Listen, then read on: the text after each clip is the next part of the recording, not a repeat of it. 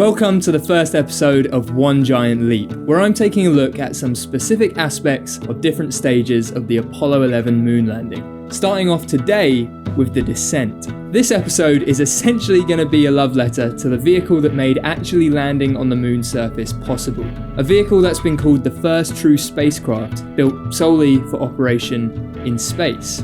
I'm talking about the Lunar Module.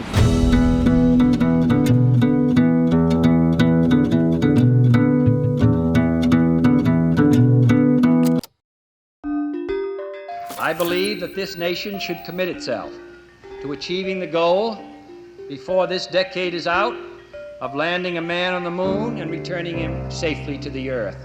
In 1961, when Kennedy made his famous speech announcing to the world that America was heading to the moon and back by the end of that decade, they needed to figure out how to do it. How to develop a spacecraft and a system capable of landing on the moon and returning safely to Earth. Early ideas focused on techniques like direct ascent. Now, this is essentially what you picture when you think of old sci-fi films and TV shows, where it's a single spacecraft that does the whole trip from Earth's orbit to the moon and back again.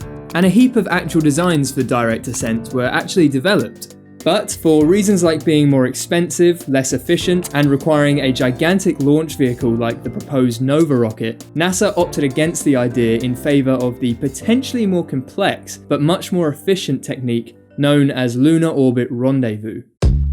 This is where there would be a mothership in lunar orbit, and a smaller craft would then split away to visit the lunar surface and then return back up to the mothership to redock.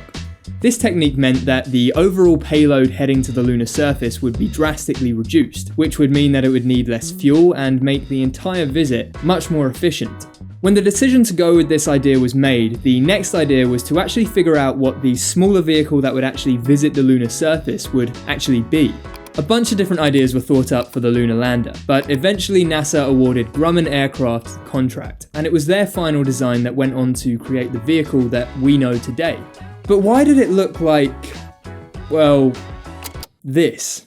This sharp-edged, spider-like thing that looks pretty much as fragile as can be. Well, it might look like that, and it might not last long in Earth's atmosphere. But really, this spacecraft was pretty much as optimal as it could be for the situation at the time. It went through a long developmental process, which involved a heap of redesigns.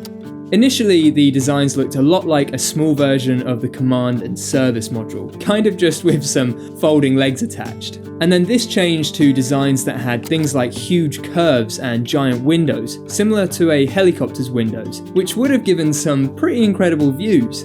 But glass is heavy, and actually so are curves. They had to save as much weight as possible, so they had to go back to the drawing board. They figured that the astronauts could actually just stand during the descent to the lunar surface, which meant that they could actually get closer to the windows, and this instantly increased their field of view, which meant that they could decrease the size of the windows. So they opted for stripping the cabin of seats, and went with small triangular windows that would provide enough visibility for what the astronauts needed to do. And they also got rid of any large curving surfaces. The resulting angular aluminium shell was actually so thin that at points, the lander's walls were just 0.15 millimeters thick. But it wasn't just a simple aluminium can. It had a complex structure of trusses and ribs and other components that made it strong enough for the task at hand.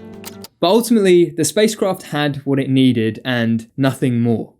It consisted of two stages: the descent stage and the ascent stage. The descent stage contained the engine for powered descent and the legs for landing, whilst the ascent stage is where the astronauts were. On the way to the lunar surface, the lander was controlled by the descent engine and small thrusters. When the astronauts were leaving the moon's surface, the descent stage actually became the launching platform for the ascent stage, so it's actually still up there to this day, along with all the other descent stages from the Apollo missions that landed on the moon.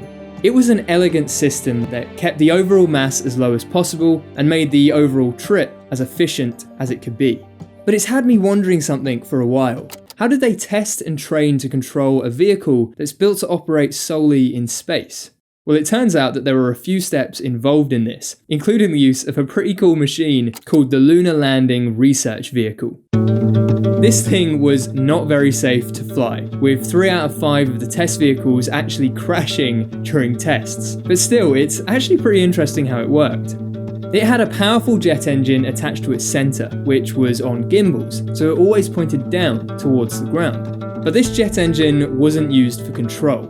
It was used to counteract 5/6 of the vehicle's total weight, and this was to simulate the moon's gravity, which is around 1/6 of our planet's. Its altitude and its movement were then controlled by a bunch of small rockets and thrusters attached around the vehicle, which just seems like such an ingenious way to simulate what it was going to be like when they were trying to land on the moon. But NASA also tested some real lunar modules in space. They sent one up on Apollo 5 for an unmanned test around Earth, and then again on Apollo 9, but this time it had people on board. And they even sent one up with Apollo 10 to perform every step of a moon landing mission apart from actually landing on the surface, taking the actual lunar lander to around 14 kilometers above the lunar surface. These tests allowed NASA to practice maneuvers and discover any problems that they had to overcome, so that by the time Apollo 11 came around, they could be pretty confident that they could make it all happen. And when it touched down and performed its job on Apollo 11 and in future missions, it proved what an incredible machine it really was. The lunar module has always fascinated me. I've seen pictures and models of it throughout my life, but I've never really understood how that thing was a spacecraft and how it managed to do what it did. From researching it, I can now understand what an amazing feat of engineering, brain power, and willpower it really is, which means that I now love it just a little bit more than I already did. To celebrate Apollo 11's 50th anniversary, I've teamed up with the amazing people at Seeker, Now This, Vox, Verge Science, and other great science YouTube channels to create a playlist that is dedicated to Apollo and just traveling to the moon. I'll put a link to it down in the description and also down in the comments, and I really recommend that you go and check out some of the videos that are in there. Trust me, you're gonna love them all. This was part 1 of One Giant Leap, which is a mini-series that I'm creating that's looking at different aspects of the Apollo moon landings. So make sure that you're subscribed to Aspect Science and that you hit that notification bell so you don't miss any of the future episodes that are coming out in the next few weeks. Let me know what you thought of this episode by leaving a comment down below, and until next time, you keep discovering the world around you, and I'll see you then.